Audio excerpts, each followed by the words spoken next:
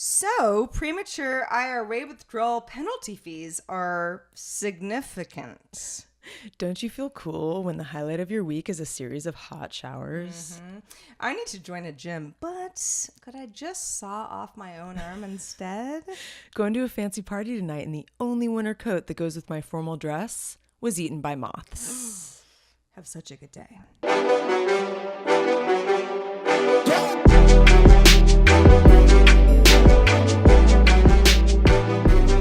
Well, hello world, and welcome to your Have such a favorite good day. podcast. Podcast. Heather and I are a little punchy because punchy. we are getting to the end of 2018. We are, and I'm drinking green tea. Low caffeine in the afternoon might make me a little crazy, so I just want to warn you. It's green tea. You know. But yeah, we'll see. But it's mostly caffeine versus no caffeine. Like, I can't do caffeine in the afternoon. Exactly, I because normally don't. I can't sleep at night. Something I don't know, I'm sweating. Something crazy might happen. So just, keep on watching. Keep on listening. So we're recording this just a couple days before the new year. Mm-hmm. So 2018 is coming to a close. And I know a lot of people joke about the fact that 2018 was a real shit show. Mm-hmm. Real doozy. A real doozy. And, we talked about this on the show last week. For better or for worse, it was a complicated year. I think we talk about it almost every episode. We do. In some capacity. Since May, when the show started, we were like, this is a terrible year. Maybe we jinxed ourselves. Perhaps.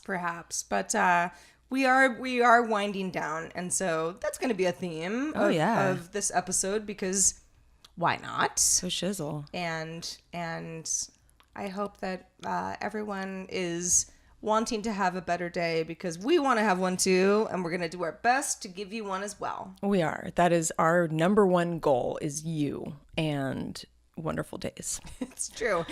If you're new to the show and you might be like, what is happening right now?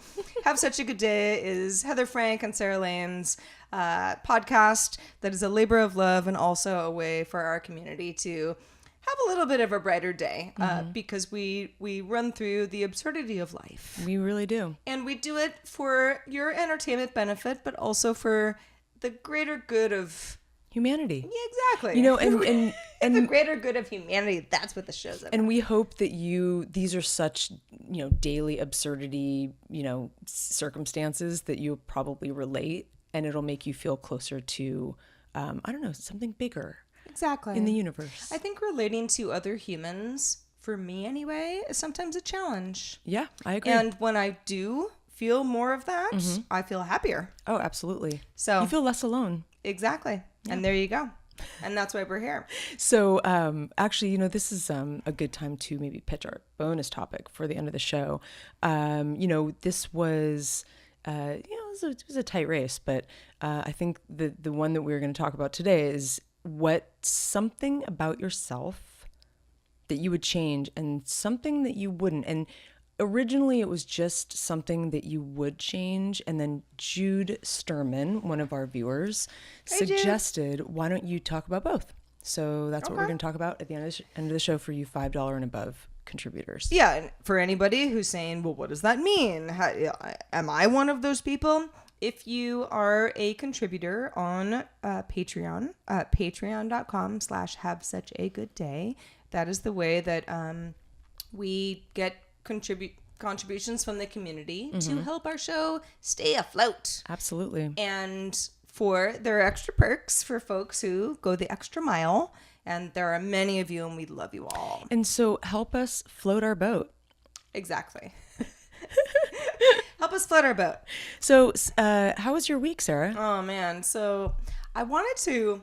Okay, speaking of floating your boat or not floating your boat, this is an interesting topic. And I think a lot of women and men probably have a lot of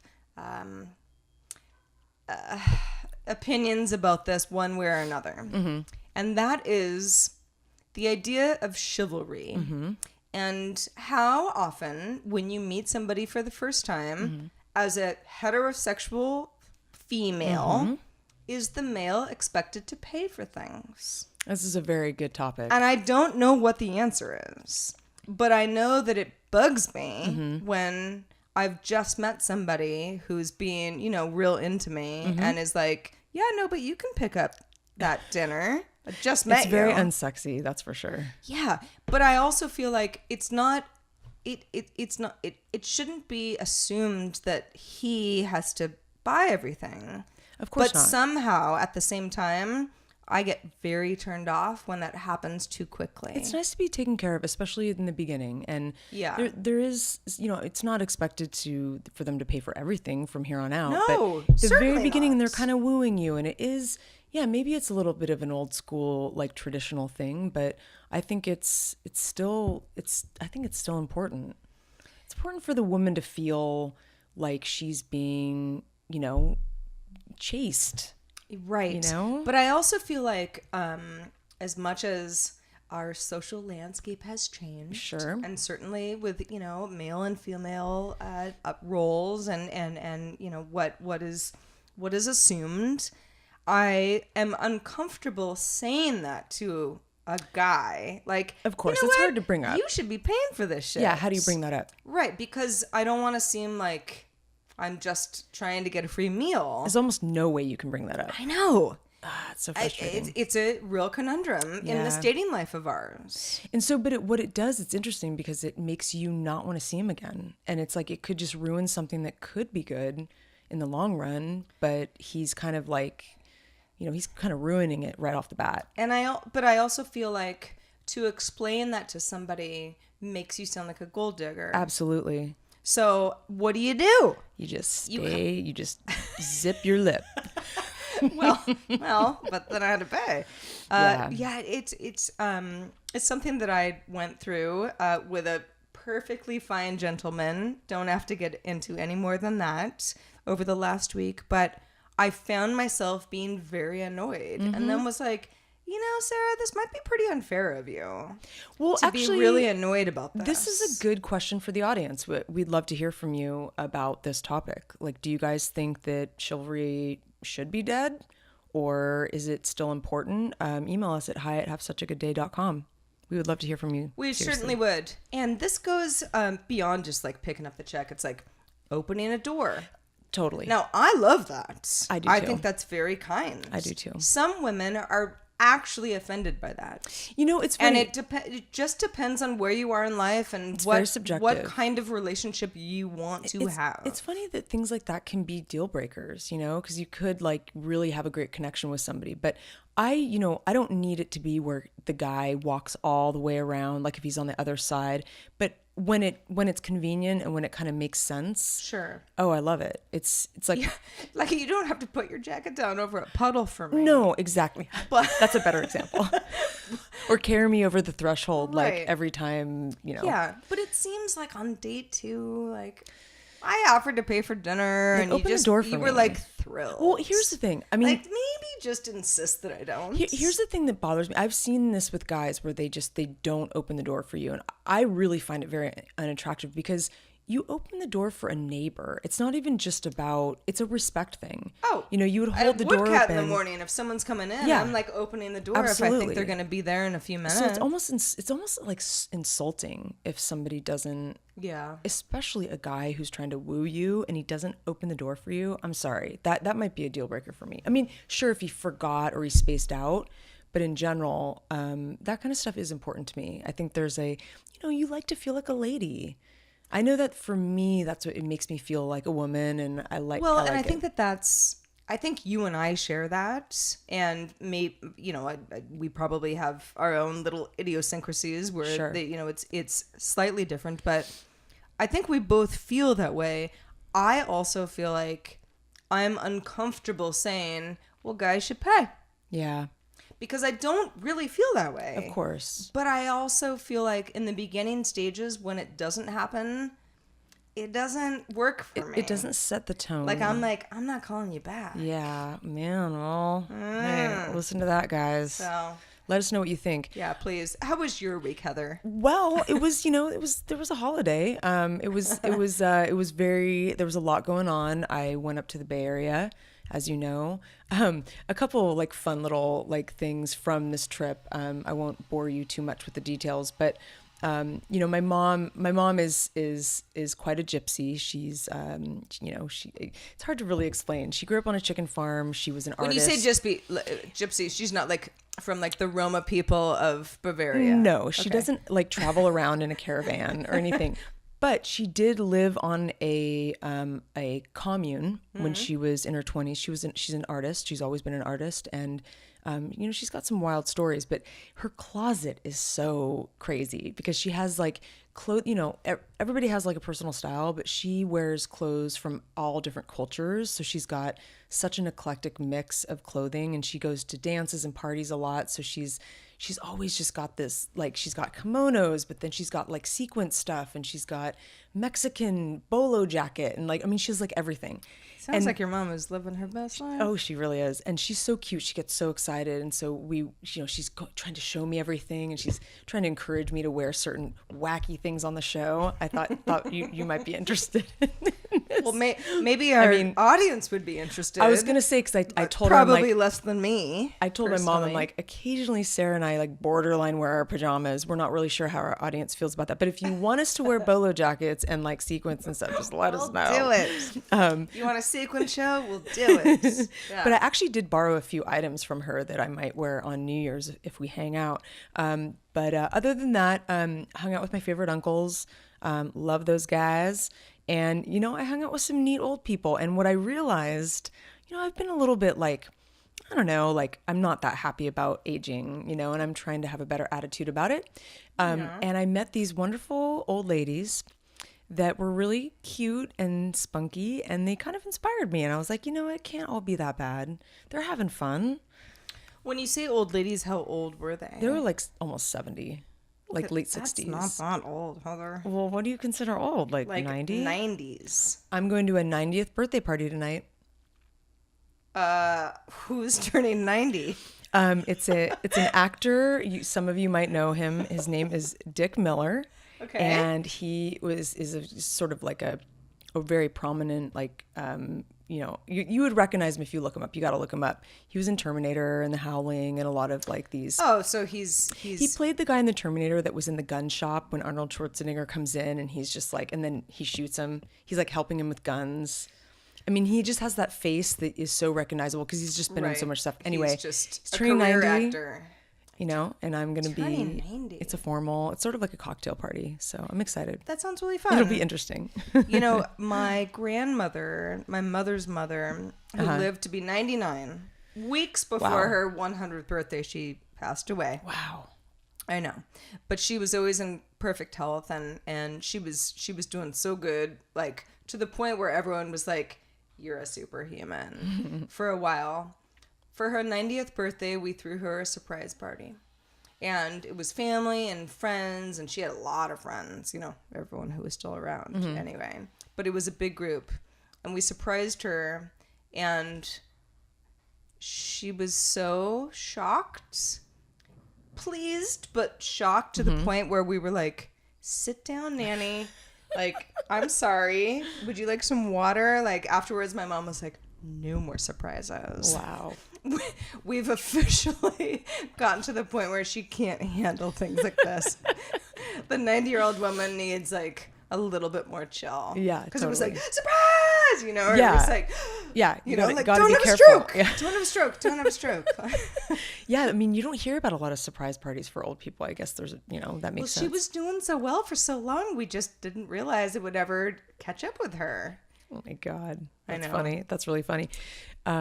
So what else is going on, Sarah? Well, I thought that we would talk a little bit about Christmas because we just got done with it. I didn't do anything very significant. I wanted to keep it pretty chill. Part of the reason is because my family is spread across the universe.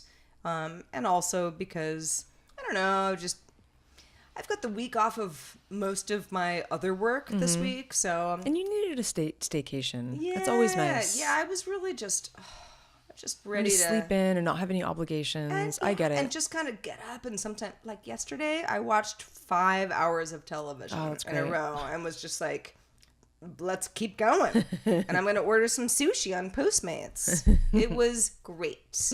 I can't do that any other day. Sure. Not There's any something other so Wednesday decadent anyway. and relaxing about that, Yeah, though. exactly.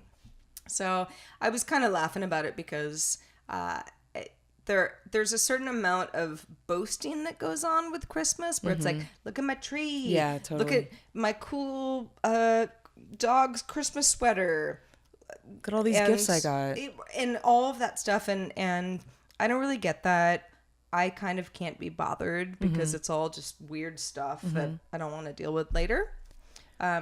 So it's not so much for me. However, on Christmas Day, I went to my cousin Molly's house. Molly watches the show. Hi, Molly. Hey, Molly. Yeah, and Zach. Hi, Zach. They got married last year. They're having a baby in April, and they just have the cutest little life in El Segundo. Oh my God. However, there's a place in El Segundo called Candy Cane Lane. Oh. And it's a real street that during the holidays gets like blocked off. That's the real name of the street all year round? Yes. Oh, interesting. Yeah, I know. That's odd. And like they're like nice houses, like nice craftsmen, like really nice. And everyone goes way out of control with the decorations. And the whole idea is that the rest of us like walk around like taking photos of like these people's houses. And I will say, and we did this on Christmas. We did this on Christmas night because I was over there. And I've got Otis with me, the dog, and Otis is just sort of like, and I'm saying to Molly, like, I feel like I'm on acid right now. Like, this is kind of weird. And she's like, this is super weird. But it's their neighborhood. It's like 3 blocks away from them. And like other people are like selling like candy corn and what like where are we right now? This is so weird. Candy Cane Lane is real weird. It's very interesting. However, it was really nice. And it kind of sounds fun. Very festive. Very festive. But to the point where it's like, if you lived in one of those houses, the street is blocked off. Like, you can't drive in and out. I don't get it. Like, so is that like a neighborhood association thing that you have to agree to before you move in? I want to know more about this. Maybe they drive sleighs into the sky. There was some really weird, I don't know, curb appeal. I actually saw a lot of stuff situations. too. I saw it. So I was in San Francisco for a few days, and on kind of near, like in Noe Valley area, like up in the hills, there was this house that people were screeching to a halt as they drove by to stop and take pictures. It was like larger than life, like massive, like huge wrapped presents, like stuck on the side of the wall, and like these big stockings. And I actually posted a photo to social media, but ridiculous, like totally over the top. It's very over the top. And before we move on, the reason that I was sort of thinking about what does Christmas mean to you and me decoratingly, because to me it means zero. Like, I haven't had a tree since I moved out of my house when I was I've never known you to have a tree. 18 years old. Like, I just, it's just not like, I don't It's not want your thing. It's like Halloween. You don't want to put a costume on. No, I don't. But I respect the fact that it brings kids a lot of joy. It really does. And that's something important. that it is important. I thought about this whole idea because E40, who's a Bay Area rapper, he's from Vallejo. If you don't know him, look him up. But if you don't know him, I also wonder like why you even would want to hang out with us, because you should. E40 posted a photo of his own Christmas tree hanging upside down off of the sort of main kind of. And it was like a fake tree. I'm sure it was a fake tree. Yeah. It probably wasn't a real tree. Off of his chandelier in the foyer of his house, which is just eye-rolly and funny. And it's like, it made me laugh. It's like just anything goes. Like, be different. Okay, let me see. How can I be different this year? Because it's so hard to be different anymore because there's just everything's been done. Upside down tree. Woohoo! Mm-hmm. That's wild. Well, here's something that might cheer you up, Sarah. All right. Did you know that 2019 is the year of the pig? I did, because we talked about it last week. We did briefly? Okay, yeah. I think I said I was going to talk about it this week. Anyway, you take this with a grain of salt. I mean, as I do. And Year of the Pig, to me, because one of your cats is Ziggy, and we Ziggy the call him pig, Zig the Zig the pig. pig. Yeah, So man, he's got a pig nose. When I hear you're the pig, know. I think of Ziggy. I know. In fact, I said it like don't I would even say. yeah. I always go Zig the pig. Yeah, no, it is. It's the year of Ziggy the piggy. But it's also, they call it the Earth pig, which is interesting because I'm like, was there a space pig? Who's they? Well, astrologists. This is why I take it with a grain of salt. Mm-hmm. So apparently the year of the Earth pig is a year of fortune and luck. It's a great year to make money and a good year to invest. In general, astrologists say that the year of the pig will be a quiet and rewarding one, bringing renewed focus on family, close friends, and loved ones, as well as a renewal of old bonds and the creation of new ones. Oh. Good fortune, both personally and professionally, will come to those who are not afraid to be pig-headed in their pursuit of aims, but likewise to those who also understand the value of the mediating influences of intuition and altruism. So it's basically the year of the selfless go-getter. So, take that for what it is. Okay. I thought that maybe it if we learned anything from this, we can just over the new year be more like pigs. Eat high on the hog. Yeah, sure. Live high on the hog. I was born in the year of the dragon. Mm-hmm. That's a good one. And I'm the tiger. Those are two pretty strong ones. I'd rather have that than the year of the rat or the pig or the cock. I mean, yeah. Oh, like no, thank you. Dragon's good. Dragon's real good. Dragon's like the best. Kind of the best because you're like Yeah. kind of a mythical. Mm-hmm. Tiger's probably the second best though. Tiger's definitely good. Yeah, it's good stuff. Definitely good. I mean, pig would, if I didn't know Ziggy, I might be like, yeah. Okay. But Zig brings it up a little. But notch. I hang out with him enough where I'm like, hey, pigs. I know isn't it work? It just works. He's got pig coloring. He does, and he's got a little like the pink pig nose, and yeah, he's a pig. He's a little pig. All right, well, you're the pig. You're the pig. So I thought that might maybe pep you up a little bit, knowing that potentially it will be a year of fortune and good luck. Oh man! So fingers crossed. I'll take it. I will take it. Hey, before we move on to some of our other stories in the show, we wanted to remind folks that we are community supported, 100%. And we do that through Patreon. Patreon.com/havesuchagoodday is a great place to start. If you don't totally understand the model, it's a way that we keep our show going and every month. No ads through community support. Yeah, exactly. And we've been ad free for 25 episodes now. 25. I know, cray. It's super cray. We're more than we're almost a year into a it. Century. Exactly. It's crazy. I was gonna say too, we have check out our tiers on the right hand side of our page. We have some stuff, scroll down a little bit. I know we have some manageable tiers, and then we've got some other ones, hey man, you can get me to jump in the ocean in 40-degree weather for $250 a month. And you can just do a one-time $250. You don't have to do it forevermore. But can you imagine what that would be like? What kind of video you would get in your inbox? What kind of humiliation Heather might endure? I'm surprised nobody's jumped on behalf. that. Exactly. Anyway, good stuff. We have lots of milestones and tiers and goals for what we want the show to become. We're getting close to our first goal, but we keep getting up there, and then we keep dropping back down. I know. So 2 shows a week, and that's something to maybe this is a good time to remind folks. Your contribution on any level is so appreciated. Mm-hmm. We do have milestone goals though as well. And that means if we get to a certain point a month, we'll do 2 shows a week. Mm-hmm. There are lots of things that we've put in place when we decided to start the show. And if you're not familiar with those, and that might make you to contribute, Absolutely. then Because this is something that we would like to continue to do for a long time, maybe forever. I like how she laughs. I only laugh when she says because, that. we need to get to a certain point to be able to put a little bit more energy into it. So, yes, thank you in advance for all of your support. We love you. We really do. So, a little bit of a tech roundup, Heather. Mm-hmm. And Hit me.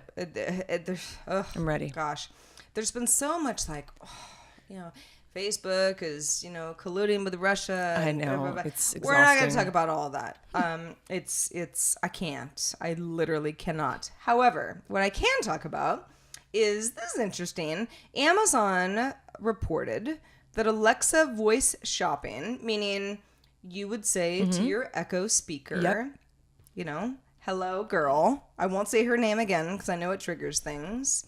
I want this, whatever. Tripled during the 2018 holiday season, which is not a huge surprise because people just have more Echoes or Echo like speakers. I have a Sonos one, but it uses Amazon's voice assistant as well. And they're getting more lazy. I mean, my problem with that is that I want to look at what I'm going to buy. Like, I want to see the visual. I want to look at reviews. Like, I'm not just going to be like, hey, get me this and not do the research. Well, how about this? So, and this is not new. This has been a product for at least a couple of years. There's like an Amazon pen, right? Where you go around and let's say you're running out of toilet paper and you just scan the little whatever it is. Like the Scantron, the barcode. Yeah, right, exactly. But that's on the package of the toilet paper. What if you throw that away though? Well, do it before you throw it away. But then Amazon is sort of like, okay, now it's in my cart. Oh, okay. Which is really, really helpful. That actually is. And I actually know a lot of folks who run much more organized households than me, where they're like, Sarah, what do you mean you ran out of cat food? Like, wouldn't you just always scan? That's actually really interesting because I've been noticing this lately because I keep these lists on grocery lists on my notepad. And half the time I'll be like, oh, I got to remember to add toilet paper. And then I'll forget. And then I go to, and then I'm like, oh, shoot. Like, it's like this extra step writing notes. Right. It's interesting. They're trying to they're trying to take away that part, which I think is great. Because it's great. It also lists drive me crazy. It also, keeps Mom and Pop USA out of work. Oh yeah. So I don't know. That's a whole other conversation. However, I did think it was interesting that so many people were ordering goods and services via Amazon's assistant, because I don't do that. I don't either. Sometimes add to a shopping list. I will. Okay. But that's something that I'll look at later on an app. See, I need to learn how to do that because I think that would help me. Yeah. It's just to voice it so I don't have to pick up a gadget and write it and type it in. Yeah. Yeah, that would help me. Yeah, it's basically like when you run out of toilet paper and you're like, ugh, then you're like, Alexa, order more toilet paper. And she'll be like, okay. All right, I'm doing it. So I'm gonna try it. The other, this is a weird one. I'm excited. Before we get out of our little tech minute here, this is a story that came from Abacus News, and that's significant because Abacus News is owned by Alibaba, which is basically the Amazon of China. Okay, so any news that's coming out of one of these publications, it'd be like if I was reading an Amazon story that was made by Amazon's PR team. Grain of salt. Yeah, However, apparently some of the biggest users of live streaming in China are not, what you would think of as like pretty teenagers or, people doing stunts or whatever. They're actually Chinese farmers because so many, especially younger people in China, live in urban environments and don't have any connection to the farming community, which would bring them the goods and services that they're enjoying. They're kind of fascinated with the farming side of it. I love this. So it's become a streaming phenomenon. That is a trip. I know. Wow. I wonder if, anyway, we met that guy a couple weeks ago who's doing the live streaming, that company. I'm curious. I got to check that out. That is fascinating. It is. I love that. And I think It's funny because I grew up, which I say all the time on the show, I grew up in a farming community for sure. Like straight up farmers. So I understand that life. I don't find it interesting at all. But I think if you never really had that and looked at it, you would find it interesting. You know, this resonates with me because I worked on a farm for like at least a year. I can't even remember how long I was there, but in college, I had to get there. I remember riding my bike there at like 4 a.m, and you have to like, oh man, you have to, you take a machete and you cut off all the broccoli and you go down the row. And in fact, I was in charge of the garlic greenhouse, which was a whole situation. It's funny, whenever I look at garlic in the store, I always think about this is real. I'm not lying to you. Like a farmer in Gilroy, California? No, well, that's the garlic capital, by the way, if anyone doesn't know. It's actually funny because I consider myself a pretty urban person. I like to live in an urban place. Yeah. I love like culture and the arts and music, but I also, I grew up in a small town too, and I do really appreciate like small towns. Suburbia, I would say, is maybe a little less interesting to me, but I do like a smaller like village that maybe has farms. So I don't know, I'm sort of fascinated by the lifestyle, I guess. And so I don't even know how I got the job. I mean, how did I meet this farmer? I have no idea, cannot remember. Anyway, he actually, he was like a poet and he like hit on me. It was this whole situation. I'm not kidding, but that's a story for another day. I've known Heather for 20 She's years. never heard this story. Never heard the story, not once. I'll tell you offline at the bar. But okay. But anyway, so I was in charge of the garlic, and it's funny. I don't look at garlic the same anymore. It's kind of a trip. So I do appreciate that. So anyway. Yeah, before we move on, I there's not too much to say about the fact that there are certain weird streaming phenomenons that happen with people that aren't in the life that they're watching the streaming person enjoying. And this is not a huge surprise, but it sounds like it has spiked to the point where you're like, okay, well, we got a lot of kids who don't understand rural life, who are obsessed with it. And are watching live streams of farmers doing their thing. Well, I think that like live streaming is going to get more and more popular, like on the like these little niche, I don't know. I can feel it. Well, tell Facebook that. We're going to have to start live streaming the show, I think, at some point. Hey, if you like it, tell us to live stream. We'll do it. We'll do it. So you're excited for 2019 because like, new year, kind of like fresh start kind of thing. Yeah, I'm probably on there's sort of a spectrum, I think, of people who either are like, New Year's is a big deal. And other people who are like, ugh, no, totally. Don't even, too much pressure, not gonna, my friend Trish, who watches the show as well. Hey, Trish. She's not a New Year's person. She's like, I don't like using that as an excuse to start anew. Just do it. Do it all the time when you want to, or like it's just like I hate it. Yeah, that's never really bothered me about New Year's, but I also don't really care if it's not like some big blowout. You and I were at a party last year. It was real fun, and had a good time. But I've also had plenty of New Year's Eves where I watched Seinfeld reruns and fell asleep before midnight. Sounds really good. I know. That might be happening this year. Yeah, but I am looking forward to it because 2018 was difficult. Yeah. And so if you think of it, at least in terms of like renewal, like regrowth, new calendar, I like it. I think it whether it's really going to bring renewal and growth, even just feeling that fresh start feeling helps a lot to kind of propel you into maybe thinking differently or whatever. So it made me think about, I'm not talking about like New Year's resolutions or anything. I'm just sort of thinking, so New York Times, does a series of lists every year. And they do this one that's like 10 ways to be a better person kind of thing. And so I sort of thought about that. I was like, well, I don't think I'm a bad person. I think I'm a pretty decent person. I mean, what do you think, Sarah? But I think you're a great person.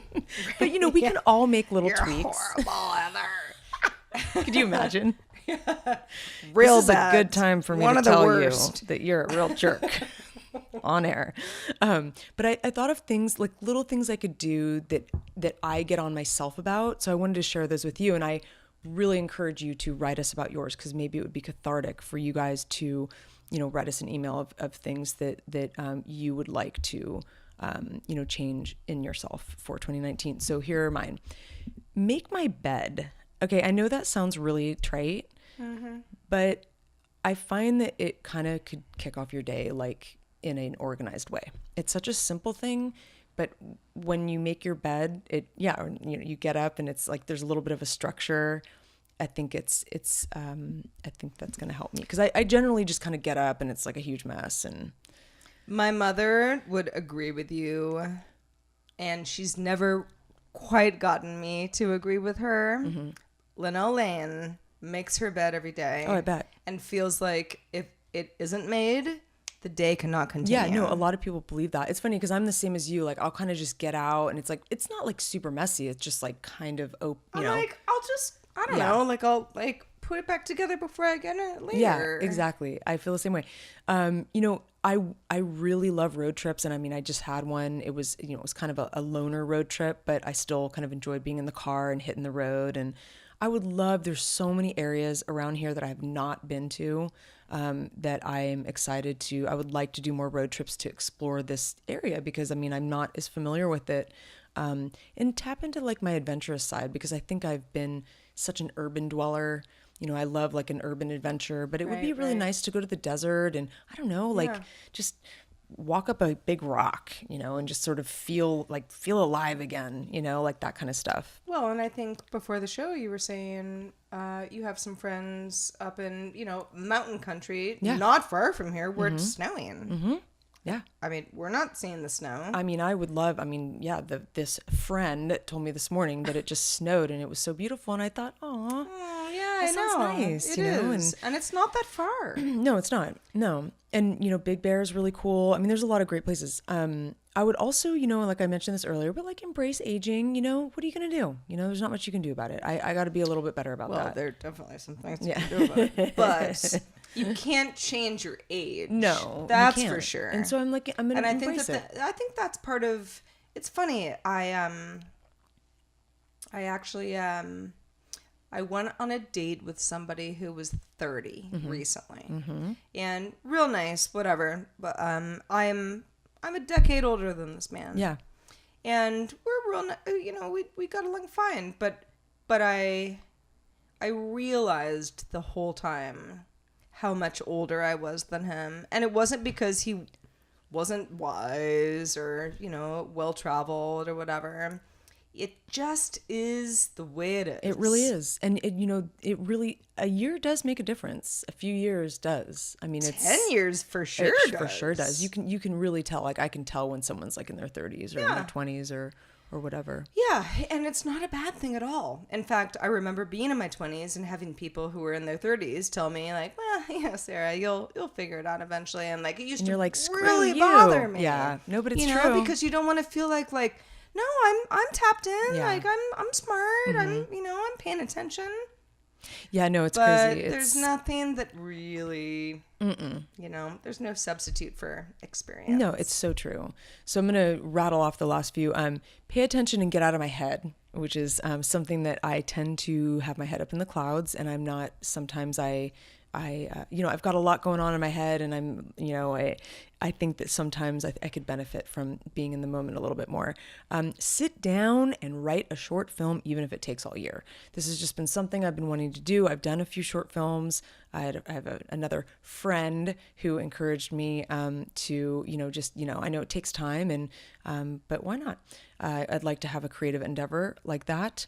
Keep it simple. Try not to buy too much stuff. I have a little bit of a pared down lifestyle now, and it actually feels really good. I feel like I can, focus a little bit more on my brain and like what's really going on.